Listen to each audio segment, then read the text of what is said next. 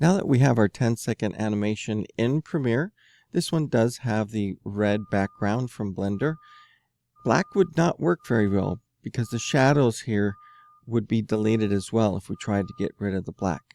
So we used red. This is Lucian's. So first thing I'm going to do is move it up to the Video 2 track because we need to put something else underneath it once we delete the red. First, I'm going to move a copy of this over by holding down Alt as I drag a copy. Don't try and line it up right there. Go ahead and leave a gap, and then you can move it back. As long as this magnet is on, it'll snap to. You also have the option of right-clicking on a blank space and ripple delete. Now this is not going to look good right here where it changes unless we reverse this one. So right-clicking on it and speed duration. We don't want to speed it up or slow it down, but we do have this reverse speed right here. That's what we're after. And now it's going to go back to its original position. That gives us 20 seconds instead of just 10. I'm selecting both of them. I want these to be together in one. So right-clicking on both of them there, we can nest them together into a single unit. I'll call this one the 20 seconds. So now that we have just one of them, we can apply our color key to just once. So I'm going to look up here. You can see effects. You can get to it by clicking on those double arrows there to go to the effects.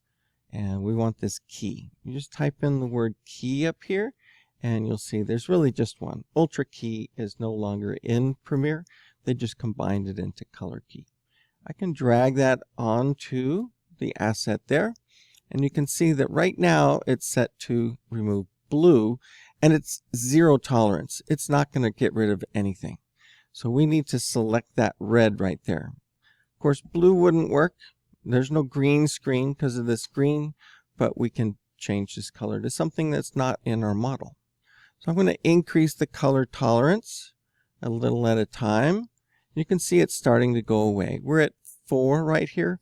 For some of them, that may be all you need. I'm going to zoom in on one of these edges here and you can see the red. So I'm going to continue increasing that. You do have a slider, can make it a little easier to control. And I'm just going to go ahead and remove the red without eating away at the actual model. Every model is going to be a little different. So only key it as hard as you really need to.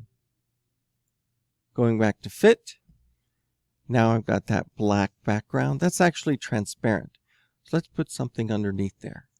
I'm going to go to File, New, and we'll just do a plain color matte. Click OK, and choose your color. I'll go with a bright yellow here. It doesn't add it automatically to your timeline, so I'm going to put this right underneath. And now you can see how the model's on that yellow background. It's easy to extend this for the full 20 seconds. And now we're ready to turn that yellow into something a little more exciting.